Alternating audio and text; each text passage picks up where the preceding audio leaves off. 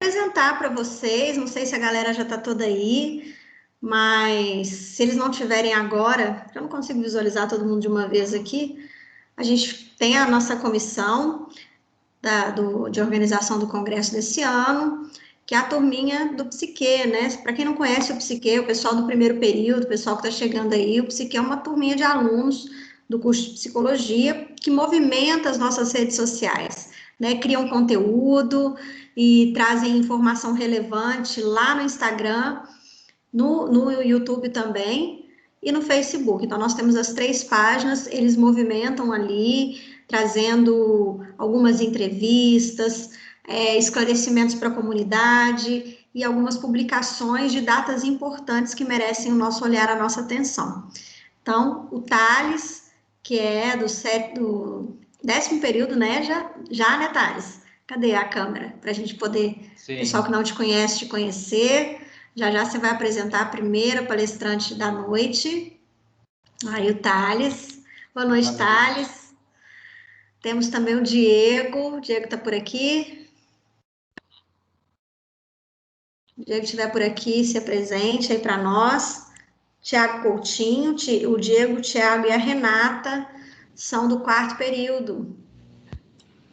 Estão aí com a gente já nesse projeto, que é um projeto de extensão do curso de psicologia. Vocês vão acabar conhecendo todos eles, né? Quem estava aqui ontem já deve conhecer, e quem ainda não estava, hoje eles vão apresentar os nossos palestrantes e vão realizar o sorteio. Para participar do sorteio é fácil. Explica para nós aí, Thales, como é que faz para participar do sorteio? Primeiramente tem que estar participando aqui do nosso evento, né? Tem que ir lá no Instagram, seguir a página da Psiquê, que é @psi.que com 2 E. Curtir a foto oficial do sorteio, que foi a nossa última postagem, e também tem que marcar um amigo nos comentários. Isso aí. Fazendo isso, a gente tem aí a nossa ouvidoria, né, que vai lá e consulta, vê se está tudo certinho, se a pessoa conseguiu, se a pessoa tá lá, fez todos os passos certinho, tá seguindo, marcou o coleguinha, enfim. E aí, se a pessoa tiver tudo ok, vai aí levar o livro, que são publicações do CRP, publicações atuais que a gente está sorteando. Cada palestra tem um sorteio de um livro e a pessoa pode retirar na portaria do Unilabras na segunda ou na terça, a partir do meio-dia. Ok? Então é isso, vamos dar início, né? Ao nosso evento, segundo dia do Encontro de Psicologia 2020. É um prazer estar com vocês. Agora estou repetindo essas palavras porque nós já iniciamos a gravação aqui. Agradecer a presença de todos vocês, professores, alunos, colegas psicólogos. E vamos dar início à nossa primeira palestra da noite. Thales, você que vai apresentar, né? Isso. Hoje a nossa primeira palestra é o tema de ansiedade na educação escolar em tempos de pandemia. A palestrante é a Thalise Santana Pereira. Ela é mestra em educação pelo programa Pós-Graduação em Educação da Universidade Federal de São Carlos, bacharel em psicologia pelo Centro Universitário de Lavras, integra o Grupo de Estudos em Práticas Sociais e Processos Educativos da UFSCar, estuda a construção popular de política pública de saúde e a desatuação política da educação que transcende a escola e também se dá em suas bases formativas.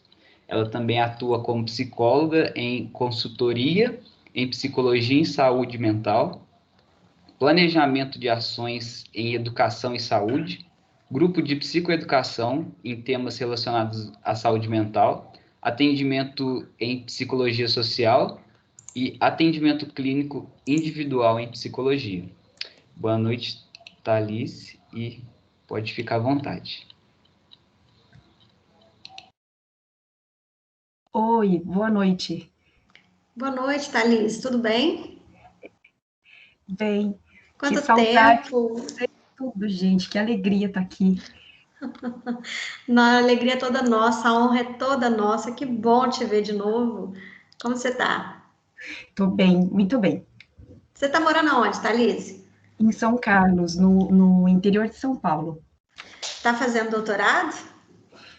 Agora que eu retomei, estou fazendo parte do grupo de estudo de relações interpessoais e habilidades sociais e estou construindo o projeto, está quase pronto. Que legal, minha área de estudo no doutorado também. Que legal, muito bom. Muito bom, seja muito bem-vinda, viu? Obrigada. Gente, Thalise é nossa ex-aluna, estudou com a gente em qual ano você formou? 2014. 2014. Thalise sempre muito brilhante nas suas colocações, e a gente fica sempre muito feliz quando a gente recebe um aluno que foi nosso e que passou por uma trajetória muito bacana, como foi a sua, e tá aí, né, linda aí, trazendo muita contribuição e muito aprendizado para a gente. Então, fique à vontade, a palavra é toda sua. Obrigada. Eu estou bastante contente de estar revendo vocês. É muito bom, assim, tá mais perto. Foi uma alegria muito grande ter formado aí no Centro Universitário de Lavras. Foi um tempo muito bom, muito significativo. Para quem está estudando, assim, não é puxa-saco, mas vocês talvez não dimensionam que universidade e que curso vocês têm. Assim, eu saí daí do Unilavras, vim fazer mestrado aqui em educação e foi boa, notável a minha formação aqui. As pessoas falavam, nossa, de onde você tirou isso? E eu achava tão comum, porque, assim, foi o que eu estudei na graduação, e aqui parecia ser excepcional, ou brilhante, ou genial, mas eram coisas que eu simplesmente recebi numa graduação aí no Unilavras, e que para mim era tão óbvio, que fez tanta diferença. O ano passado, nesse mesmo período, eu estava na Semana da Psicologia, fui fazer uma palestra na Semana da Psicologia da Federal de São Paulo.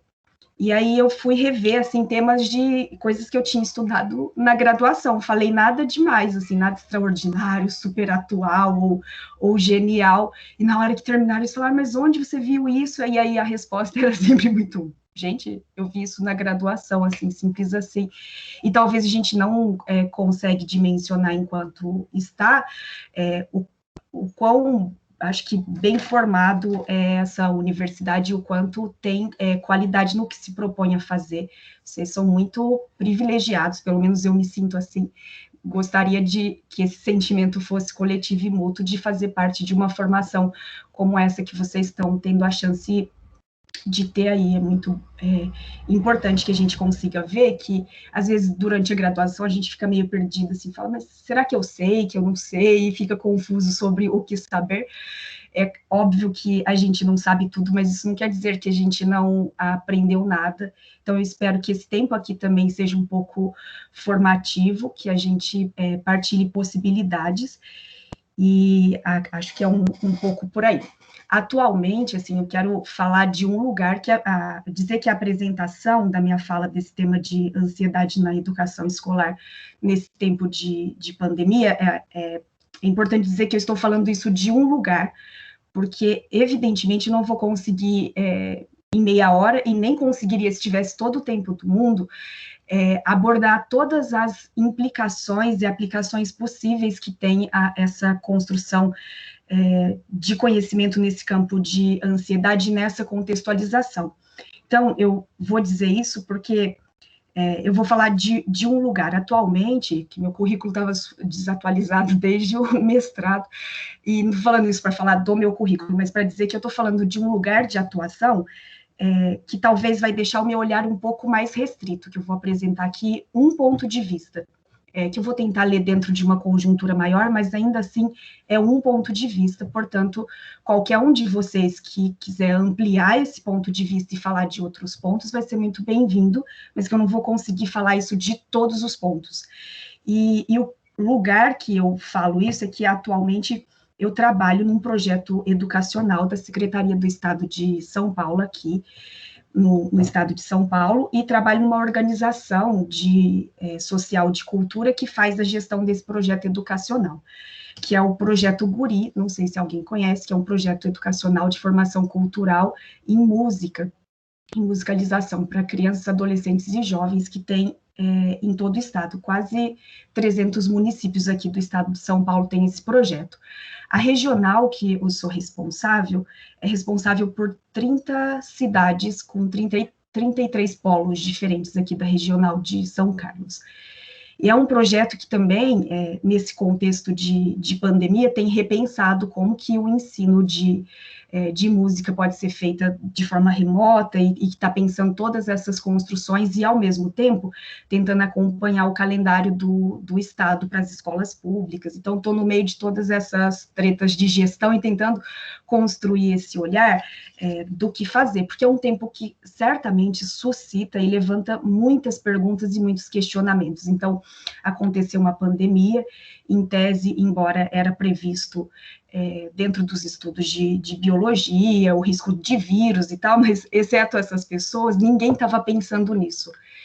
E aí remontou uma série de desafios para a educação que não são desafios novos, que já eram questões que existiam antes e que nesse período foram amplamente ampliadas, e aí a gente se pergunta, nossa, o que faz agora com tantas rupturas, com um tempo que retoma questionamentos antigos, que traz outros questionamentos novos, e que faz ruptura de rotina, de relacionamentos, de formas de conexão que a gente estava habituado, e como é que a gente faz isso.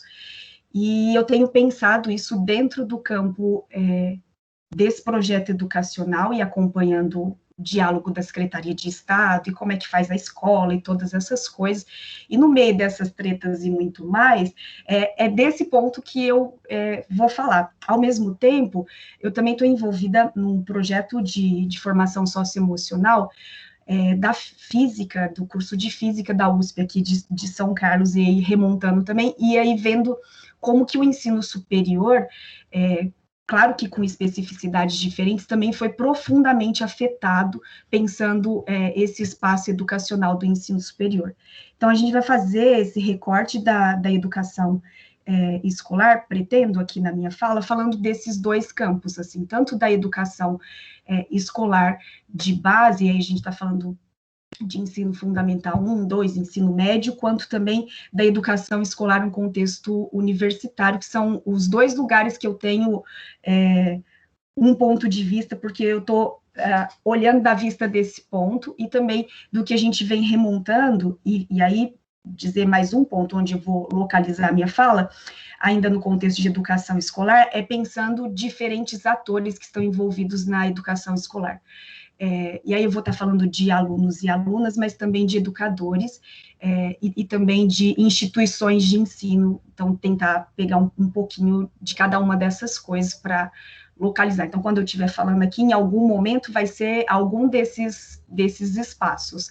Evidentemente, tem muito mais do que isso, se a gente for pensar a extensão disso para as famílias, se a gente for pensar as contextualizações, ficaria extremamente amplo. Então, estou tentando recortar aqui. O tema é isso, a ansiedade na educação escolar em tempos de pandemia. E aí, quando a gente também for falar de ansiedade aqui, eu acho que é importante localizar que eu vou estar falando de ansiedade tanto como uma emoção humana comum, quanto também da ansiedade em níveis astronômicos, assim, para falar de transtornos de ansiedade. O Brasil é o primeiro país do mundo no ranking de ansiedade, é o país mais ansioso do mundo. De vez em quando, a gente, com esse hábito de tentar competir com os Estados Unidos, de vez em quando a gente perdia para os Estados Unidos, mas agora a gente está de parabéns, ganhamos, somos o país mais ansioso do mundo. O último levantamento que a Organização Mundial da Saúde fez em relação a um tipo de transtorno de ansiedade social, por exemplo, eles perceberam que no Brasil tinha já 26 milhões de pessoas que apresentaram em algum momento esse tipo de transtorno. Então, a gente não está falando de uma questão que é esporádica, ou quando a gente vai falar de ansiedade, uma questão pontual, que acontece num momento de pandemia, ou sei lá, que é uma coisa da cabeça, ou que é uma frescura, ou que é um exagero, mas é uma questão factual que acontece, e o manejo da ansiedade tem sido uma questão muito subutilizada, assim, ao longo da vida, especialmente numa cultura de tantos luxos, de tantas facilitações. A gente diminuiu muito a nossa exposição intencional aos fatores que são ansiogênicos, e nessa conjuntura, a ansiedade vai fazendo uma curva imensa. Um dos estudiosos, assim, históricos da ansiedade, por exemplo, faz um levantamento de que ao longo da história, acho que ele data de 1952 a 1967, foi o recorde, assim, de aumento de ansiedade no mundo, assim, fez uma curva imensa. Só que ele viveu para ver 2020, e os estudos um pouco mais recentes, assim, vem notado que a gente tem conseguido bater esse recorde da história, e pensando agora em infância, a gente tem um dado bem triste, assim, mas interessante, que, por exemplo, uma criança média comum hoje apresenta níveis de ansiedade iguais ou até superiores a um paciente psiquiátrico da década de 50. Então, a gente não está falando de ansiedade apenas, assim, uma questão que acontece, ou níveis, assim, comuns, mas a gente está falando de uma epidemia maior do que o coronavírus, com implicações mais duradouras do que esse vírus, e que ainda não tem vacina, e que a gente não pode ficar aqui esperando uma vacina para ansiedade. Não existe vacina psicológica para tudo que a gente vive em termos sociais e numa conjuntura maior. Então, a gente tem, se for ir por essa via, pelo menos eu ficaria, assim, longas horas falando sobre inúmeros problemas que são incontáveis e sem fim. Mas o fato é que a pandemia, ela traz alguns questionamentos que, ultimamente, quem tem ousado dar a resposta é basicamente a pandemia pergunta, a ansiedade responde. E as previsões que a ansiedade faz na construção dessas respostas são sempre muito trágicas, com uma absoluta noção de descontrole e uma tentativa de autopreservação a todo custo, e aí não é difícil ver uma conjuntura de um aumento, assim, considerável de egoísmo, de pessoas que vão comprar muito e se fecharem na sua casa e tentar criar formas de autopreservação que não considera o outro e que perde um pouco essa noção de alteridade, de tem alguém além de mim. E uma questão que, com certeza, a pandemia nos coloca e que vale a pena a gente olhar, é que não é uma coisa que acontece só com um. Então, isso vai exigir da gente, no mínimo, um olhar um pouco mais ampliado e coletivo. E aí, nessa perspectiva, é que a gente vai tentar localizar aqui essas questões. É sabido na construção de conhecimento a partir da história, de outras pandemias na história, que situações assim, pandêmicas, elas têm efeitos psicológicos, inegavelmente, e dentre os mais comuns é percebido sempre um aumento de estresse, ansiedade, portanto, dos transtornos mentais comuns, e depressão. Em termos comportamentais, é o aumento do comportamento de raiva. Então, esse é o cenário: raivosos, estressados, ansiosos, deprimidos. E essa é a fotografia psicológica de períodos de pandemia.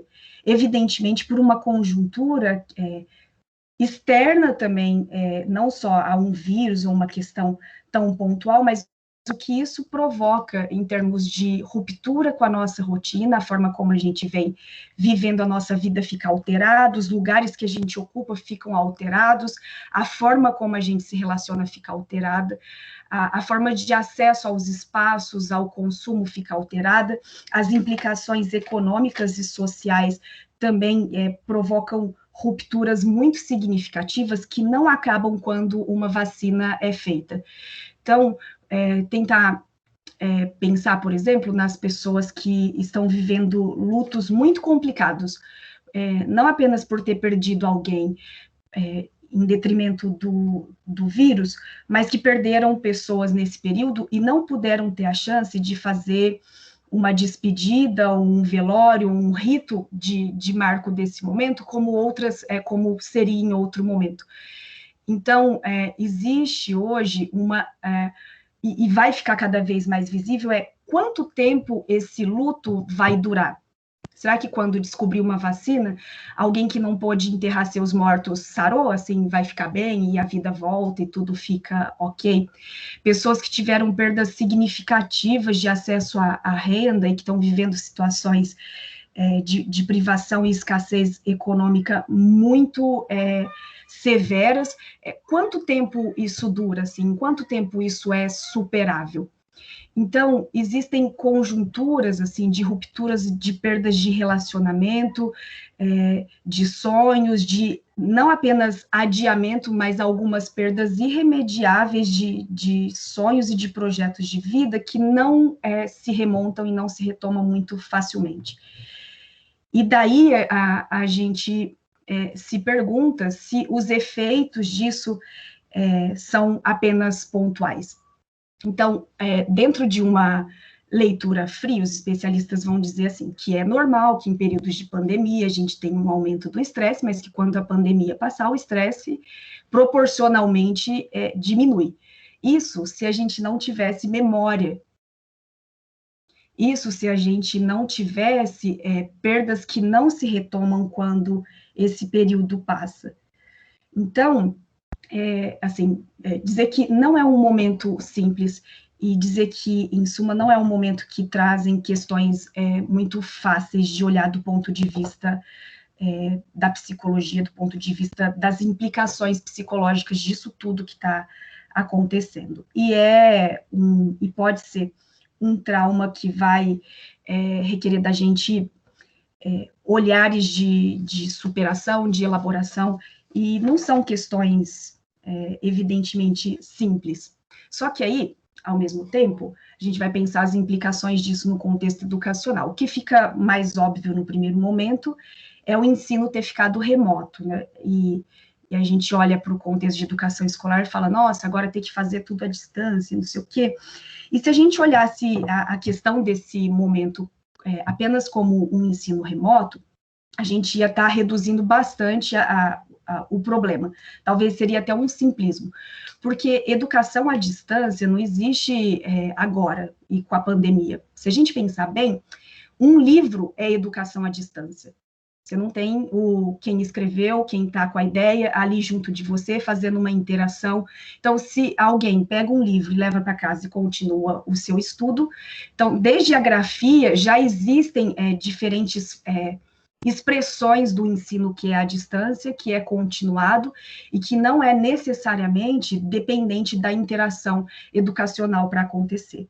Só que a questão é que no ensino à distância, e agora remoto, então, algumas pessoas de cara percebem algum prejuízo, que não é a mesma coisa de estar na sala de aula, que não é a mesma coisa se a gente estivesse junto, que não é a mesma coisa se a gente tivesse interações mais significativas, justamente por reconhecer que a educação não é única e exclusivamente uma transmissão de um conhecimento ou de uma informação, mas que a educação, ela remonta à necessidade de uma interação humana e humanizada, em que as pessoas façam mais do que uma transmissão, mas uma troca significativa de construção de experiência, e não única e exclusivamente do repasse de uma informação.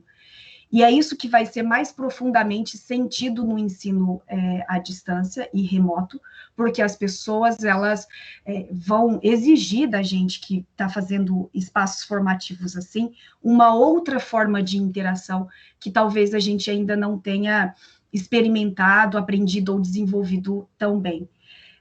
Essa ideia da perda também, em termos formativos educacionais do ensino à distância, é um mito, assim, já está notável isso em qualquer construção de conhecimento que medem aprendizado no ensino à distância, não existe uma diferença significativa para dizer que este ensino é melhor do que aquele no sentido de uma hierarquia. São formas diferentes de acontecer a mesma coisa, de acontecer um processo educativo.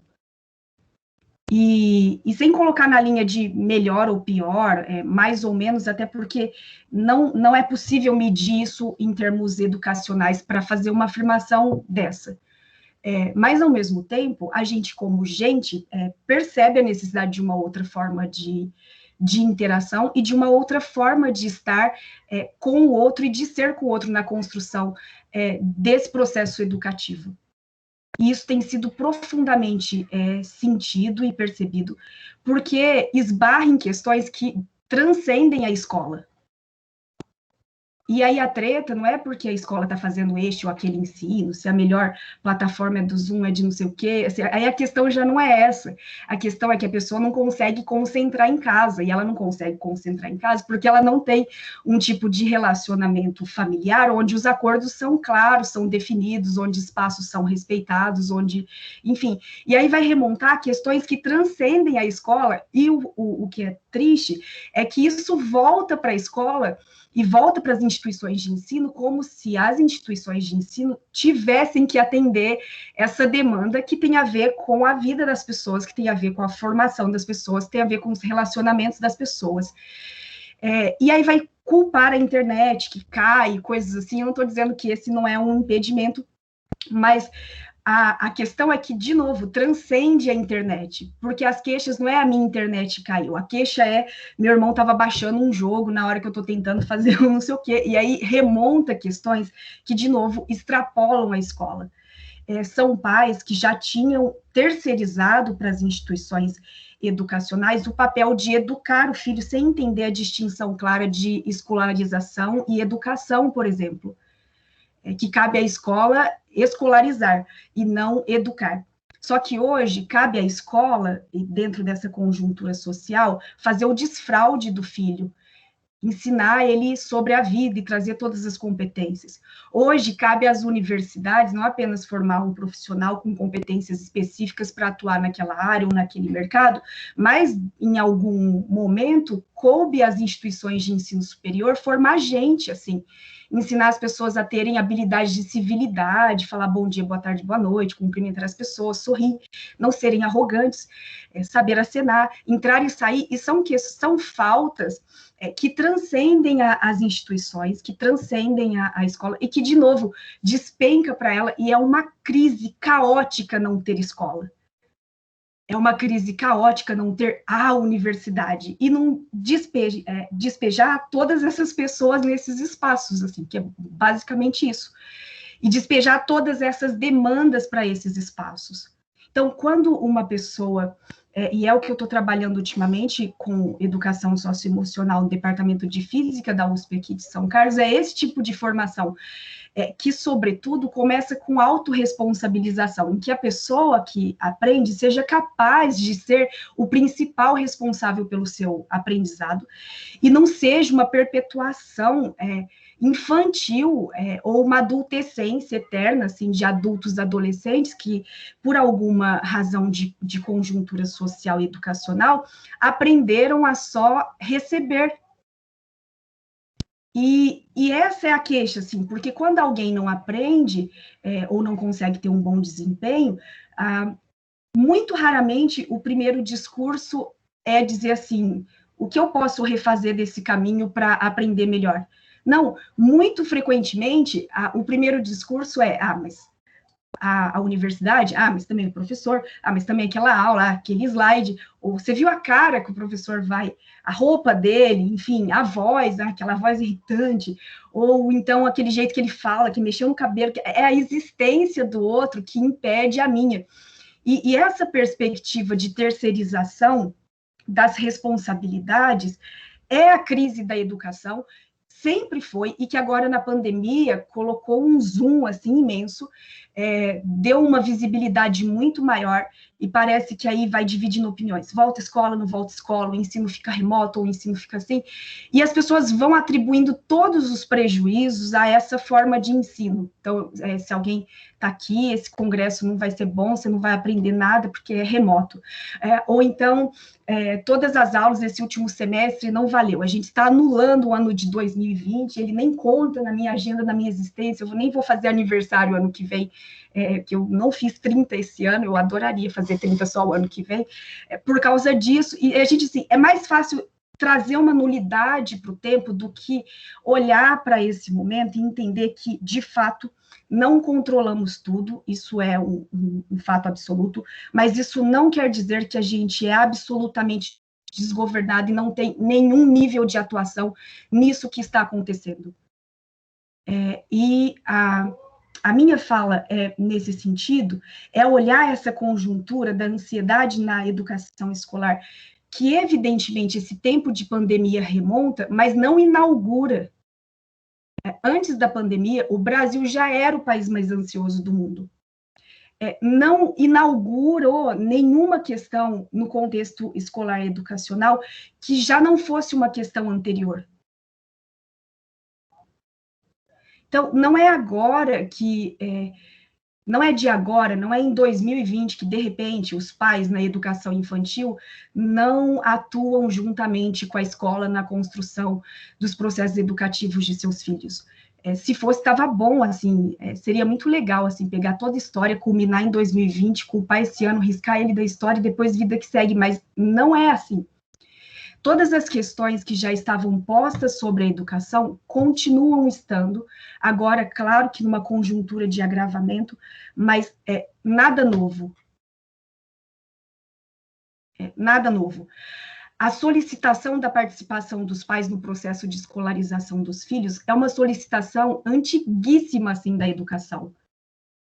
Fazer a tarefa de casa com os seus filhos não é 2020. Acompanhar os processos educativos de uma criança e de um adolescente não é uma questão de hoje. Ser mais ativo na sua formação profissional, como profissional de educação, como profissional no ensino superior, também não é uma questão de hoje. Deixar de ser uma criança que fica lá culpando o professor porque ele fala assim, porque ele não é assim, também não é uma questão de hoje. Olhar para o ensino superior e entender que cada aula que você mata, cada matéria que você acha inútil, é um pedaço a menos na sua formação como profissional, que vai lidar com questões muito maiores depois, isso também não é uma questão, um olhar que é construído apenas hoje. Então, a ansiedade na educação escolar, pensando esse espaço, pensando seus atores, pensando seus protagonismos, pensando suas atuações, não é uma questão de 2020 e que 2020 está amplamente ampliada. Se você não consegue estudar em casa, muito provavelmente você já não conseguir estudar fora de um ambiente em que alguém faça isso no seu lugar. Se você não consegue ter uma perspectiva do ensino à distância, que é ler a leitura recomendada na sua grade curricular de leitura complementar, se você já não fazia isso antes, independendo do professor ou do agente educacional, não é em 2020 que você vai fazer, e não é em 2020 que esse problema surgiu.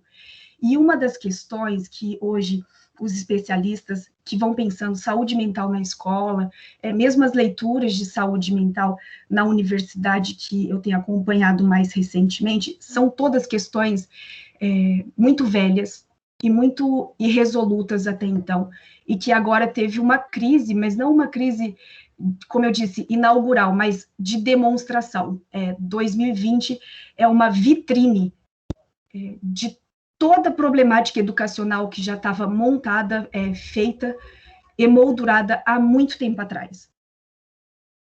Há muito tempo atrás. Ter crianças em casa e saber lidar com isso é uma questão que estava montada muito tempo atrás. Ser mais ativo na sua própria formação profissional é uma questão que já estava remontada há muito tempo atrás.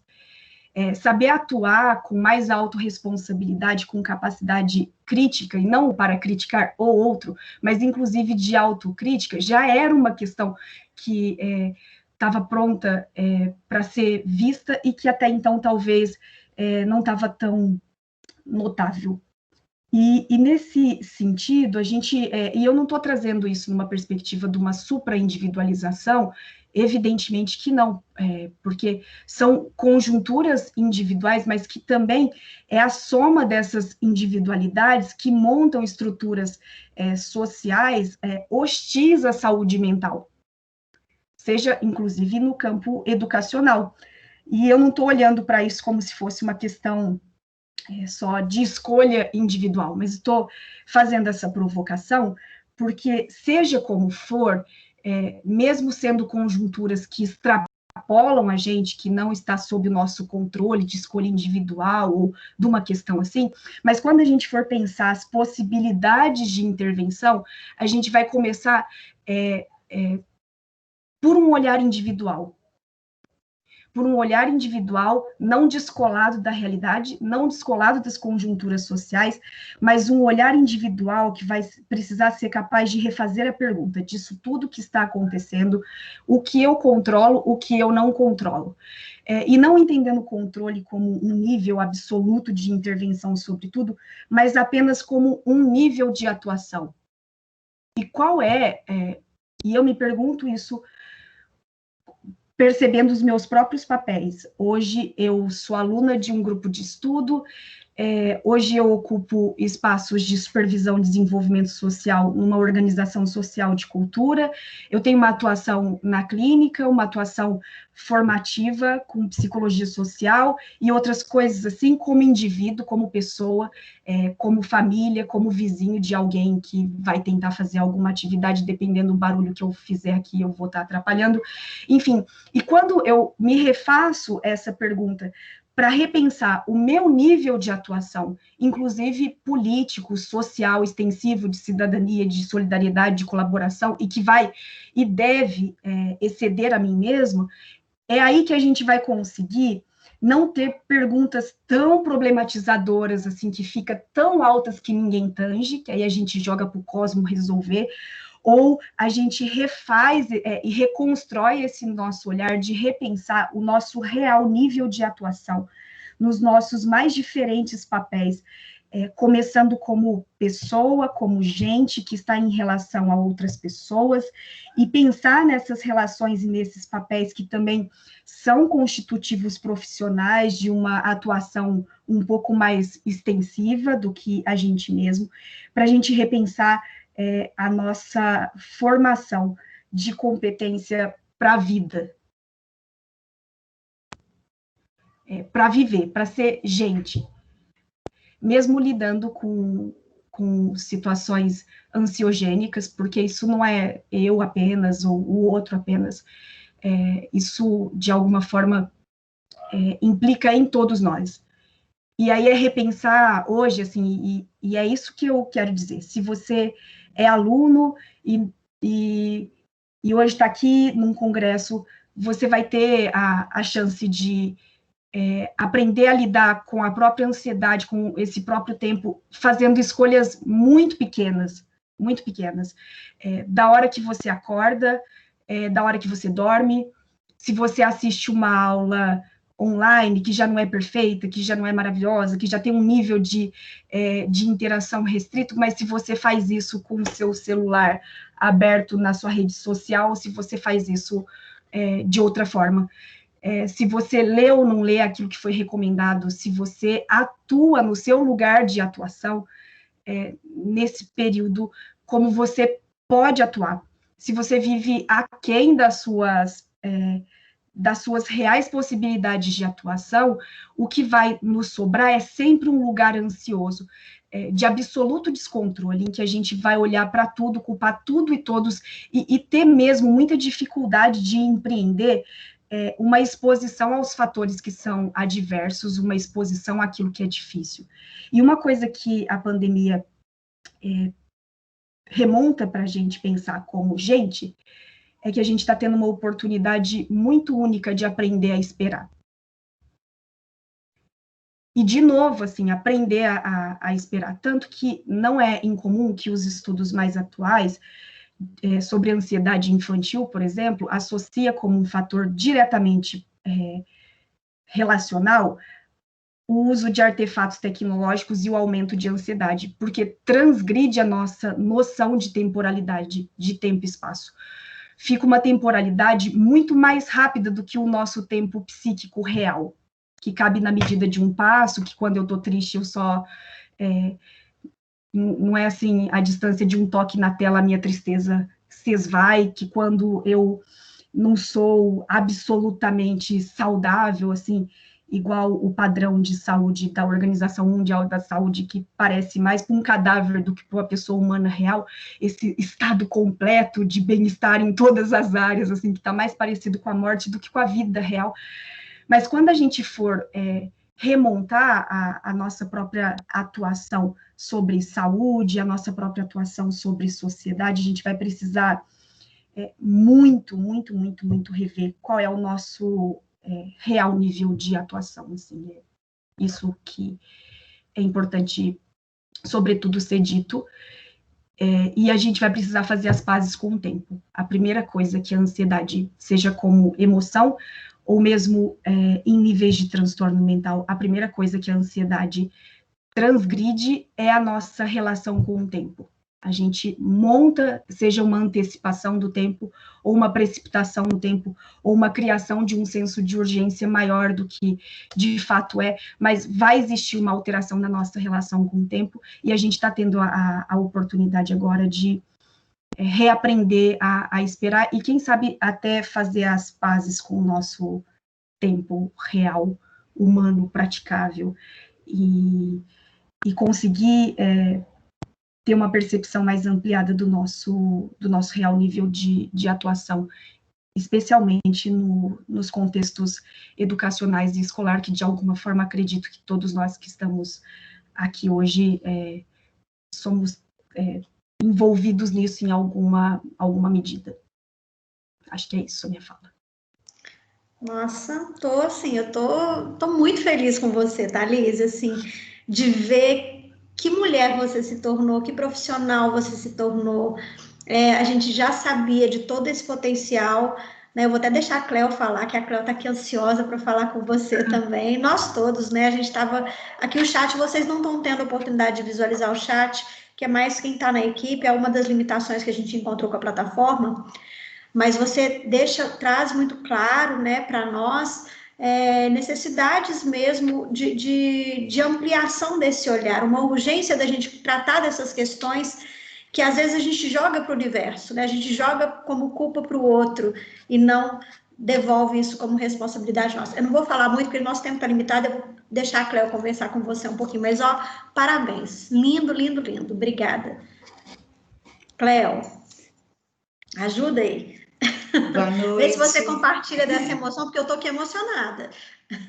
Então, era sobre isso mesmo que eu queria falar. Primeiro, agradecer a você, Thalise, pela sua disponibilidade, por estar aqui com a gente, por essa disposição de... Pode deixar que eu falo, como se todos os assuntos você tivesse controle e abarcasse bem. Joguei na sua mão e você deu conta e muito bem. E aí, essa alegria que a Michele está partilhando aqui, a alegria de saber que você foi nossa cria, né? Uma cria que avançou. É muito gratificante para nós, professores, nesse momento, ver que vocês caminham com as próprias pernas. Você usou até uma expressão aí, não é dar largos passos, mas um passo de cada vez. E essa trajetória, a sua trajetória, foi nesse sentido, um passo de cada vez, e você está indo cada vez mais. Muito feliz de ouvir a sua apresentação, de saber que você está avançando no seu universo de pesquisa, no seu universo de conhecimento, e acompanho sempre suas publicações nas lives, na sua rede social, gosto muito. Eu acho que a oportunidade qual que é o arroba aí que eu vou seguir também, Cleo? Qual que é? Conta aí, Thalise. Eu estou começando um projeto que quero trabalhar com psicoeducação, no Instagram é abacaxi.mental. Abacaxi.mental? Aham. É bom ironizar, né? Abacaxi é sobre isso que eu queria que você falasse um pouquinho para nós, Thalise. Como que surgiu essa ideia tão assim inusitada? Eu estava estudando no começo da pandemia, que eu já faço várias outras coisas, de trabalho, estava ocupando outros espaços.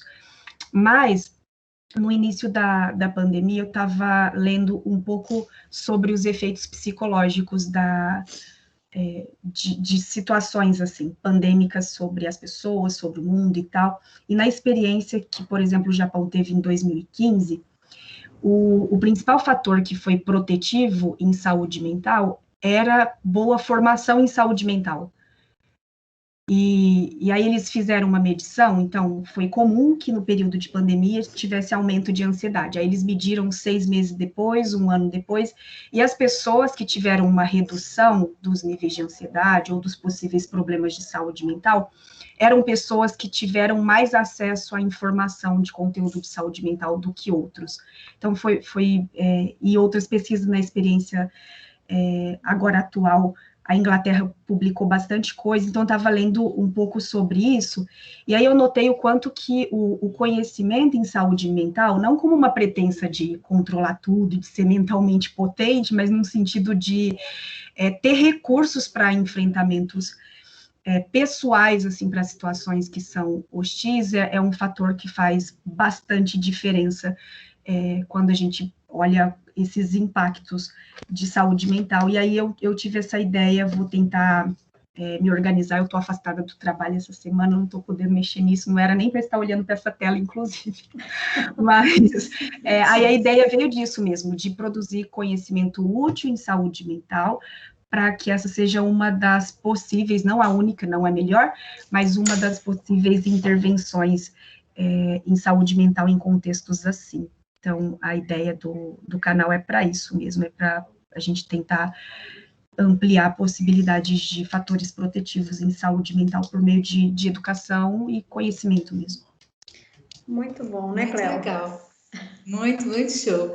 Thalys, era mais isso mesmo. Eu queria te parabenizar por essa trajetória e te agradecer pela disponibilidade. E aí eu passo a palavra para a Michelle dar sequência. Olha, assim, eu ficaria mais bastante tempo. Esse assunto me interessa muito. Eu gostei muito da forma como você explanou tudo isso.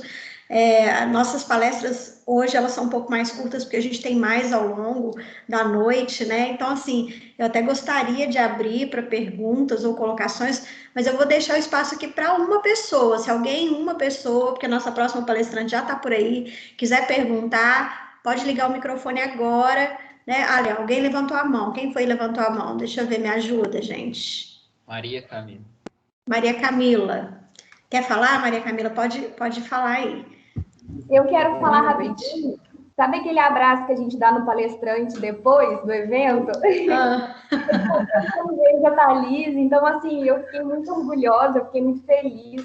Né? A gente torce por uma profissional que a gente participou aí de toda a trajetória. Então, parabéns, Thalys, pelo brilhante trabalho que você está desenvolvendo. E que bom, feliz, né, de nós, que podemos ter você aí por perto e compartilhar aí do conhecimento. Eu tô de fato emocionada, eu tô com lágrima nos olhos, de verdade, assim, porque eu acho muito importante a gente tratar dessas questões e da gente falar sobre educação, falar sobre saúde mental, não como uma panaceia, assim, de que alguém tem que me trazer a fórmula do resultado, assim, o que eu preciso fazer para desenvolver, como se tivesse alguma coisa pronta que fosse dada, olha que toma a sua saúde mental, toma na resposta para a sua ansiedade, né, para suas angústias e mazelas, como se a coisa estivesse fora e não dentro, né, então assim, e aí você trouxe tudo muito, muito claro, não sei.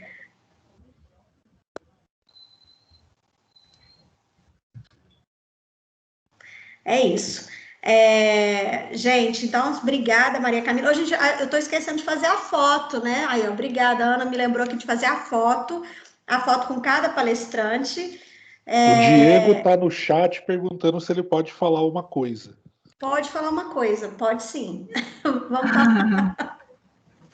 Rapidinho. Pode. Primeiro, explanar que eu gostei muito da palestra e que você disse muitas coisas que às vezes é velada no meio da nossa educação e que fez eu pensar muito. Fiz uma página inteira de anotação do que você ia falando e o que me impressiona muito é que você falou sobre cada vez mais uma sociedade que tende a gente ter a saúde mental como uma necessidade. até mesmo dentro da educação. Então, a gente precisa saber que, às vezes, eu preciso saber como aprender, e não é a instituição que está errada em me passar o conhecimento.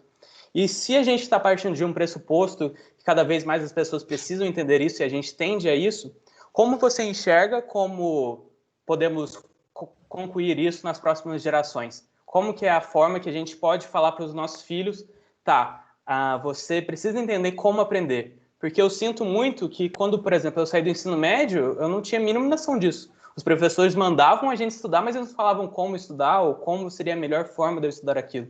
Então, essa é a minha problemática que eu trago para você. Eita!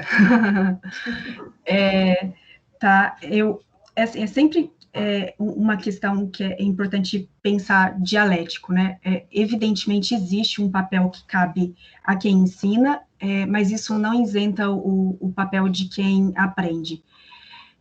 Embora, e esse é o paradoxo da ansiedade, um tempo em que as pessoas experimentam maior conforto, a gente tem menos riscos hoje, sei lá, no início da década de 40 até 60, a mulher vivia 46 anos, era a média, morria sem dente, acabada. Então, assim, a gente aumentou a expectativa de vida, a gente diminuiu chances de morrer de acidente, a gente diminuiu chances de ser comido por um bicho, mas o nosso cérebro funciona como um javali correndo de um leão até hoje, porque embora a gente tenha maior provisão material, considerando a história, não estou negando o empobrecimento que isso também produziu, mas, por outro lado, a gente tem uma menor capacidade de lidar com questões que são adversas, uma tolerância muito baixa à frustração e coisas assim. Uma colunista, Elaine Brum, ela falou que quem quiser amar seus filhos vai precisar substituir o te amo por te vira, para a gente aprender a remontar a possibilidade de ter desenvolvimento pessoal interno de maior fortalecimento, recursos de enfrentamento que talvez a resposta não estaria em toda a provisão ou em ser suficientemente bom, mas aprender a não ser tão bom também e tudo bem, sabe? Muito bom mesmo. Bom, só agradecer mesmo a sua disponibilidade, a sua acessibilidade, abertura para essa conversa, que a gente possa ter outros momentos, Thalise, em outras oportunidades de ter você com a gente novamente, para poder trocar essa ideia que eu acho tão bacana, tão necessária, e de fato nós ficamos muito felizes de quando a Cléo sugeriu o seu nome, todo mundo aceitou de prontidão, porque a gente... Todos nós, né? Eu participei um pouquinho da sua formação e me lembrava o quanto você era uma aluna cuidadosa, aplicada, que se importava com o seu processo formativo e não foi diferente depois, né, da faculdade. Você continuou nessa busca e por isso a gente vê tanto crescimento mesmo, tanta maturidade na fala. E é isso que eu espero, que eu desejo para todos os nossos alunos também, que eles possam vislumbrar essa sua fala não como uma crítica, e sim como uma crítica, por que não, né? Mas também como uma coisa cuidadosa mesmo, porque quando a gente fala, às vezes, fica parecendo que é algo que a gente está falando mais para poder afetar, para prejudicar, para magoar, quando na verdade não. Esse te vira é o te vira do amor, né? É o te vira com o cuidado necessário que a pessoa precisa ter mesmo. E aí esse olhar é muito importante. Então, muito obrigada. Obrigada. Eu agradeço muito pela oportunidade. Eu estou aprendendo também. Falei de um ponto, não é todo o ponto. Espero que quem tiver objeções, dúvidas, pode me escrever. Tiver um outro olhar, vai ser muito alegre para mim poder ouvir e aprender outras perspectivas também. Quis apresentar um ponto, acho que é só isso, é só um ponto. E muito obrigada aos professores que estão por aí, eu ouvi a voz do Ismael, de outros professores, a Maria Camila. Nós vamos ligar as câmeras agora para tirar uma foto com você, Ismael, Cleo Paula, Alex, todo mundo aí, vamos compartilhar da tela aí com a Thalise aí, ó. Eles foram muito generosos no ensino, eu agradeço muito por isso.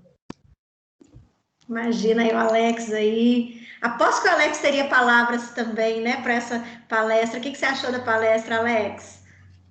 Eu estou encantado. Eu comecei encantado com a forma dela falar. Ela tem uma maneira muito cativante, né? As palavras dela são muito acolhedoras.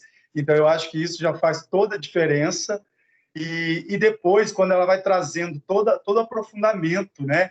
E eu anotei aqui algumas frases assim fantásticas. Quando ela falou sobre a existência do outro, né? Que impede a minha existência. Isso leva a gente a pensar muita coisa. Você está de parabéns, viu, Thalys? Eu estou emocionado, assim como seus professores, e que honra para eles te ouvirem. Eu estou emocionado, tá? Muito bom mesmo. Diego, não sai daí não, vamos tirar uma foto. O Vitor também, se puder ligar sua foto. Falou de musicalização infantil, aposto que o Vitor ficou interessado. Depois a gente vai ter outras oportunidades de conversar outros assuntos, né, gente? Thales também, bora abrir a câmera aqui, porque para mim não está aparecendo todo mundo, não. Mais pessoas puder printar a tela também, para a gente ter diferentes ângulos. Vamos fazer um X aqui para publicar isso daqui no Instagram. Vou marcar o abacaxi, né? Até abacaxi.mental. Vamos lá, então... E Thalys, parabéns, viu, pela palestra. Muito orgulho de você. Obrigada, Paula. Que saudade. Muito orgulho, viu? Orgulhosa de você, emocionada, muito bem fundamentada, excelente. Não, muito bom. Igual a Michelle falou, ficamos emocionados. Quanto conteúdo, quanta fundamentação, quanta contribuição para todos nós. Bom demais. Vamos então tirar uma foto, todo mundo. Tá, você some, fica aí, menino. Tava bonitinha a minha tela com 9. Aí, muito bom. Gente, então vamos para a próxima, né? Obrigada mais uma vez. Beijo pra você, Thalys. Tchau, Thalys, obrigada. Obrigada. Thales, é você que vai fazer o sorteio, Diego? A Renata. A Renata. Vamos lá, Renata. Olá, pessoal, boa noite. A gente vai fazer agora o sorteio do primeiro livro, Olhares e Fazeres das Mulheres das Gerais, discussões sobre gênero, sexualidade e raça. Okay. A gente vai usar o site Sorteiogram. Vamos lá.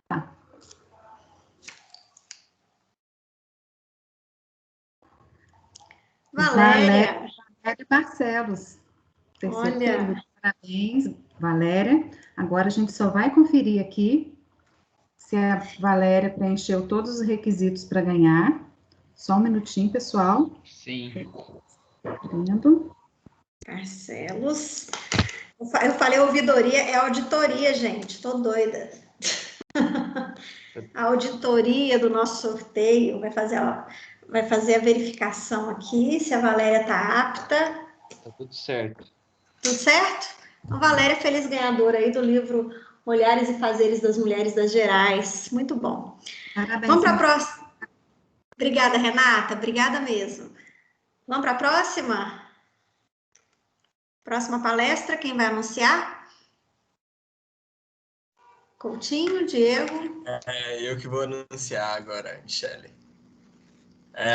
Agora, para convidar, né, para agregar, falar um pouquinho sobre cultura e lições pandêmicas, eu queria convidar a palestrante Cláudia de Faria Barbosa, ela que é doutora em Humanidades pela UCSAL, pesquisadora do Grupo de Estudos Hermenêuticos em Famílias, Territórios, Identidades e Memórias, professora da Universidade do Sudoeste da Bahia, UESP, Centro Universitário Unirui e professora colaboradora do Programa de Pós-Graduação Stricto Sensu em Relações Étnicas e Contemporâneas, pela PPGREG UESB, e autora do livro As Mulheres da Política Local, entre as esferas pública e privada. Queria dar minhas boas-vindas a você e sinta-se à vontade para começar a palestra. Boa noite, Diego.